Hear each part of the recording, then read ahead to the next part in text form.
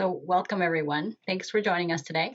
My name is Carrie. I use she, her pronouns, and I'm from the peer support team. So, I'm really looking forward to today's presentation, which will be led by the mental wellness peers.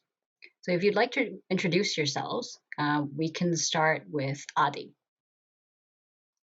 Hi, my name is Adi. I am a mental wellness peer, and my pronouns are he, him. Hi there, my name is Fatima. I'm also a mental wellness peer. My pronouns are she, her. So, next, we'd like to acknowledge this land on which the University of Toronto operates. For thousands of years, it has been the traditional land of the Huron-Wendat, the Seneca, and the Mississaugas of the Credit River. Today, this meeting place is still the home to many Indigenous people from across Turtle Island, and we are grateful to have the opportunity to work on this land. So we invite you to reflect and learn about the native land you are currently on and your story about how you came to be on that land. And so now over to Adi for the start of the presentation. Thank you. So, as we begin, it is important to think about what stigma actually is. Stigmatization occurs when an individual or group are targeted or perceived negatively due to distinguishing traits about them. For this wellness talk, we'll be looking at stigmatizations with regards to mental health. As stigma features negative beliefs about an individual, it can often lead to discrimination, thus having a negative impact on those living with the mental illness. Now we'll get into the types of stigma. So there are three main types: social stigma, structural stigma, and self-stigma. And social stigma is also known as public stigma. This is the cliche stigma definition that we always think about, and it is when people support stereotypes of individuals. This means that the individual stands out and is often associated with discrimination, which is unfair treatment due to a person's identity. So, for example, the stereotype that males don't have feelings can affect males' mental health and put pressure on them to deal with their problems alone instead of seeking help. The next type of stigma, structural stigma, is when powerful groups, such as governments and schools, place restrictions in the form of policies on people's freedom. So, for example, if people with mental illness were not allowed to drive, this would be a structural stigma. This is because it unfairly excludes those with mental illness from participating freely in society. Now, the last one, self-stigma, is internalizing stigma to the point where you start to think differently about yourself based on what others tell you. So, for example, if Amy is told that they are not a good enough student because they aren't getting high grades, Amy might start to internalize and even accept that they might not be smart enough to graduate or to get a job. We will now be proceeding to our first activity for this wellness talk. Please click the link in the chat to be directed to a Jamboard where you will be asked to write down some stigmatizing phrases you've heard people use when speaking about mental health. So please take the time to write down some stigmatizing phrases you've heard people use when speaking about mental health.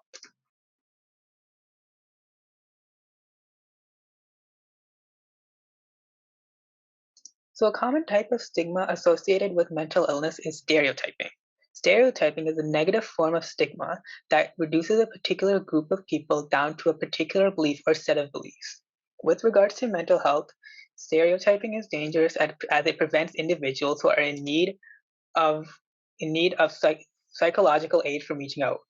Furthermore, stereotyping also misinforms the general public about what mental illness actually is, which can cause individuals living with a mental condition to have difficulty building relationships with others, as well as worsen their overall self-esteem. This, in turn, will just make the problem worse. Now we're going to kind of take a different approach now, where we'll talk a little bit about mental health stigma in movies. So over here, we have three movies that maybe some of you guys have seen: Silver Linings Playbook, The Visit, and Garden State. And these all portray some mental illness, and it might not be portrayed in the correct way.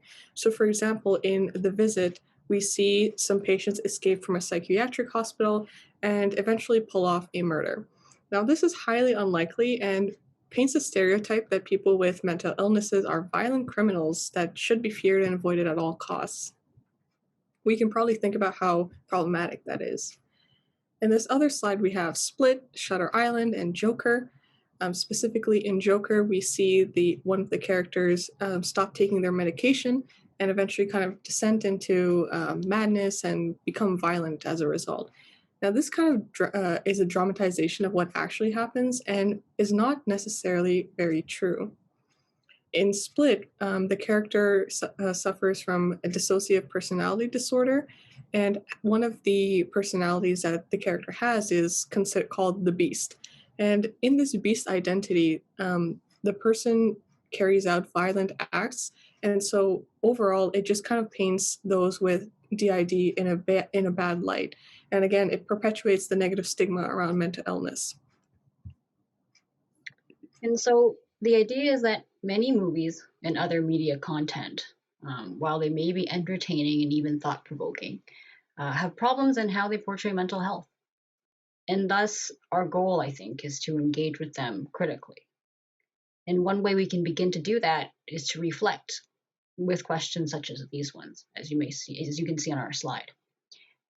So the first one, what consequences do people living with mental illness face because of these movies and other such content?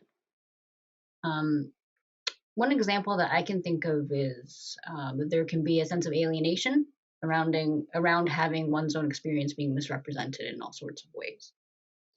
So I would invite everyone to put some comments in the chat, or you can also raise your hand and we can call on you to speak. Hi. So, yeah, I was thinking most people, the only exposure they have to mental illness is what they see in movies, what they see on social media. So if it isn't someone like going out of their way to get accurate information about it, all they get is this misrepresentation of mental illness, and that will probably affect how they act towards people, what expectations they have of mental illness, mental health related concerns, and all of that stuff. And it might just even a lot of stigma, stereotypes, stuff like that surrounding mental health, which can be really damaging. Yeah, thank you. That's a great point. And I think it relates to the fact that there's a need for additional education, which we'll get further into, I think within this slide and maybe also later in this presentation. But yeah, like when there isn't enough of it and that's all they know, it's a challenge. Angelica is saying in the chat, I think people who have these mental illnesses may feel even more scared to let those that they care about know about their diagnoses. And I think that can be a really big challenge when people talk about social supports playing a big role in people's recovery and people's well-being. So thank you for that, Angelica. Next, we have also in the chat, if employers have false information about this, then they may be reluctant to hire people who disclose that they have a mental illness, which is unfair. Yeah, and lots of like real life consequences in terms of people's income and like their economic, I don't have the right phrase here, for their economic situation as a result of that. So there's so many consequences that are very real consequences for people. Angelica says, yep, discrimination. They may be so on guard to hide their illness that they have a poor quality of life, right? They may not get the care that they need. Thank you. And we have, and there is an add-on to that previous comment. They may even believe, to the next comment. Okay, so Adi says, it makes those living with a mental illness feel as if they are viewed as violent people, right? And they may even believe that they need to be violent to fit the image of the illness and do that. Yeah, thank you. So thank you for all of your discussion. We can just for the sake of time, let's go to our third question perhaps. How can we help ensure that our friends and family members are supported when watching these movies? I think one thing that I can think of is we can invite conversation about how they felt about the movie and reflect on whether or not it reflects our experiences, their experiences, the experiences of people that we know. What other thoughts? Yeah, okay, so have a discussion at the end to just talk about what was unsettling. That's a very good one. And also showing that, like what that kind of suggests for me, what it brings up for me is that you're comfortable talking about what's uncomfortable, and that does a great deal to support those around you. So thank you. Let them know about community supports that you know of. That's great, connecting people. And I think being a really good listener and being open to discussion is really important, right? It's also in how you do it. So thank you for that point as well. And finally, reassure them that you accept and love them and validate their unsettling feelings, right? So again, in how we are with them and showing that we're actually listening. And and also one more, before watching it with them, ask if they feel comfortable with watching the movie, especially if you've done research and know some misrepresentations exist. That's a great one. Okay. Oh, and more directed to the entertainment business to give disclaimers about how the mental illness in the movie are exaggerated. Yeah. Or watch a different movie. That's right. We show our support with our dollars. There's a phrase for that, and I don't remember. Yeah. And I guess the other thing is like to educate ourselves as well, to find out more about these mental health and other related topics to ensure that we're making sure that we fill in the gaps in ourselves. Okay, so thank you for all of your input here. It's been a great. Just kind of reflecting on the discussion that we just did and kind of thinking about what we kind of have in this presentation. I think that we touched on a lot of similar points, but just kind of going over it again briefly, the impact of stigma, especially stigma from the movies that we watch. So the consequences of stigma can be serious and devastating. People who are subjected to stigma are more likely to experience poor understanding among friends and family. So, a lack of understanding around a person's condition may lead to family members invalidating someone's experiences and feelings. It can also fuel anger, fear, and intolerance towards people with a condition. People who are subject to stigma are also more likely to experience reluctance to seek out treatment. So, among the effects of stigma are isolation and avoidance. So, just generally, the stigma around mental health can make it less likely for people to seek out treatment, and their condition may worsen over time without it, and it can also ultimately lead to worse outcomes. It can also lead to social rejection and a drop in self-esteem. So people with mental illness face both the challenge of their condition along with the stereotype and other people's judgmental thoughts. This can lead to harassment, violence, or bullying, which lowers one's self-esteem. And this lower self-esteem can also maybe lead to feelings of shame and self-doubt. This self-stigmatization, which is kind of what I talked about at the beginning of the presentation, can be an obstacle in the way of personal development and may lead to feelings of shame and even isolation. It's important to know that a lack of knowledge leads to negative attitudes, which affects your treatment of people, even if you might not be aware of it yourself. Movies don't teach you everything there is, and it's important to be critical of the things you're interacting with, whether it's movies, social media posts, or just the people you talk with. And think about how mental illness is portrayed in these ways, and to educate ourselves and those around us of what mental illness is really about. We'll talk more about that later. So in order to address stigma, people have to demonstrate empathy and communicate effectively. Many of you may be wondering what that actually means. So let's start off with empathy. Empathy is the capacity to understand or feel what another person is experiencing from within their frame of reference. Effective communication is defined as a verbal speech or other methods of relying on information that gets a point across. An example of effective communication is when the person you are talking to listens, actively absorbs your points, and understands it. But when you're using stigmatizing terms, however, you are not using empathy and you are not communicating effectively on what exactly you are experiencing. So we'll return after I finish giving some comments here in a second to the Jamboard page, which I will drop in the chat. And we'll take a look at what was said on that slide. So what were the individuals that we're saying said those things trying to say? What were they really trying to say? And how can we say them what they were trying to say in a more empathic, effective way? We're aiming for something that doesn't perpetuate stigma. As an example, I'm so OCD can really mean it really matters to me that I stay organized. Unless you really mean to say that you have a diagnosis or you're experiencing some symptoms of OCD. So we'll try rewording those phrases on the Jamboard. I'll put the link in here for anyone to access, and we can head over there.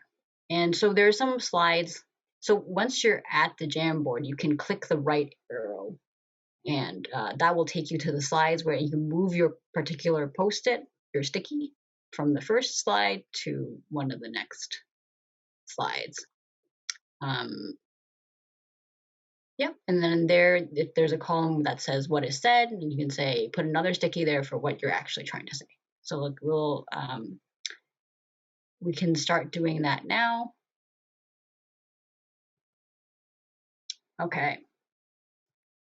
So we'll just go through these quickly and see what everyone came up with. So we have one that says, what was originally said, she's actually crazy. What you're actually trying to say, she's very involved, doing too much. There's another one here, I think that TV show gave me depression. And it said, that TV show made me really upset. And so I guess what that does here is actually get at what your actual experience was rather than just labeling it with a blanket term depression. Same kind of situation with the next one. That seriously gave me PTSD. That situation was very unpleasant. I don't wish to experience it again. Again, gets to the point. The next one here is the same kind of idea where we're labeling things with a particular term that may not be correct. So my ex was high-key psychotic. Instead, my ex was controlling. We can go to the next. Thank you. And with the same prompt, that seriously gave me PTSD. That was a bad thing that happened, and its memory still affects me. Okay, so have you tried yoga for your mental health concern? And the response here is that assumes someone has a diagnosis. It's best to get professional help, even if the suggestion is with good intention. Try not to diagnose someone yourself and get help if you're concerned for a friend. Right, these are important thoughts. So like that you don't that the person who originally made that comment may be misrepresenting what steps are necessary in order to find recovery. And while it may, as it says here, be well-intentioned, like there could be more there that person needs. I'm so OCD. I am very organized. The next one, it can't be that bad. Others have it worse. And the response, I mean, the revised version is, I'm sorry to hear what you're going through that. Is there anything I can do to help? And that's a great one here too, because now you're actually, instead of making a response that kind of minimizes what their experience is, instead you're offering support and you're also hearing them. You're acknowledging the position from which they're speaking. Okay, so she's literally so bipolar. And the other one here, which again gets at what you're trying to say specifically, it can be difficult to predict what she's going to do sometimes. This next one, I'm so stressed I'm actually going to kill myself. The response here is, I'm feeling overwhelmed and need help. School, work, or family is making me stressed. And I think the point here is not to say that if you are having thoughts of suicide that you shouldn't say that, but I guess what we're trying to suggest is that we want to use the right language if what we're experiencing isn't that, and we want to just be speaking about our experiences in ways that are as clear as possible. And so the final one here is, you're being overdramatic. Maybe they're feeling overwhelmed and have a lot going on. So thank you all for that exercise. I think it does help us learn to change the way that we talk for ourselves, and maybe also respond when other people are making statements that we find unsettling in one way or another. There are some things that you can do to help combat social stigma and self-perceived stigma about mental illness. Firstly, know the facts and educate yourself. Education plays a significant role about the realities of mental illness, including how common it is, and actively speak out against stigma. Debunk and challenge any myths and stereotypes about mental illness. Choose your words carefully. Be thoughtful about your own word choices, because the way we speak can affect the attitudes of others. Use first person language, for instance. For example, instead of saying a person has a mental illness, say someone who is living with a mental illness. By using this non stigmatizing language, those who are experiencing challenges may experience fewer barriers to accessing support. The Canadian Mental Health Association of Ontario has developed STOP criteria to recognize the attitudes and actions that support the stigma of mental health condition. On the slide, you can see what the STOP criteria actually is. So whenever you have do an action or have an attitude, ask yourself, does this action or attitude stereotype people with mental health condition, trivialize people with mental health and or the condition itself, offend people with mental health conditions, or patronize people with mental health conditions by treating them as if they were not as good as other people. If you experience something which does not pass the STOP criteria, speak up. Help them realize how their words can affect people with mental health conditions. Show support. Treat everyone with dignity and respect. Offer support and encouragement. Support community initiatives to fight the stigmatization and discrimination associated with mental illness. And advice for people suffering from mental illnesses, finding support and developing your knowledge and understanding will help increase your self-confidence and quality of life. This way you can talk with other people who are in the same situation as you and share your experiences. Mental illness is not something shameful that needs to be hidden. Now, while stigma still continues to exist, it can eventually be eliminated with greater education and awareness about mental illness. So we're moving on to the final segment of our presentation, because we've had the chance to talk in detail about mental health stigma and mental health conditions. We'd like to share some resources that might be useful for you or the people around you. So first of all, there is more information about the services that are available at the Health and Wellness on their website, which we've linked. You can book an appointment with them by calling in or by sending an email, and they have a number of services. There are therapy and support groups that are running online this term, and there's more information at the second link that's there, uft.me/group therapy.